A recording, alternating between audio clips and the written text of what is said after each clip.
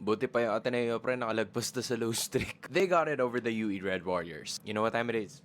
Hands in. Sobrang astig lang dun sa nabasa kong article that said that it was exactly 1 month ago nung huling nanalo ang Ateneo. They last won against DLSU in the first round matchup noong October 5. And they finally won yesterday, November 5, against the UE Red Warriors. Para kasi sa Ateneo, sobrang dami nakabangko dito eh. Number 1, you don't want that 5-game losing streak to continue. Lalo na malapit lang yung games at git-gita na para sa Final Four. Pangalawa, you don't want to be that team na tatalunin ng isang team na hindi pa nananalo sa Season 88. I think anybody from the 7 teams na nasa itaas ng UE wouldn't want to lose against them because they know how demoralizing it's gonna feel. Kung baga dun palang may pride na kagad na ipaglalaban dito yung Ateneo. And it's a really good thing na nakabalik na itong si Divine Nadili who paved the way for them in the clutch. Ito yung una niyang laro after 3 games of missing out on it dahil sa kanyang mga back problems. Ito rin ang unang beses na bumalik si Welo Lingo-Lingo after serving a 3-game suspension. So this is really gonna help Ateneo moving forward. And the plot thickens. Mukhang mas git-gitan palalo yung baba. UST ba't kasi natalo kayo, pre?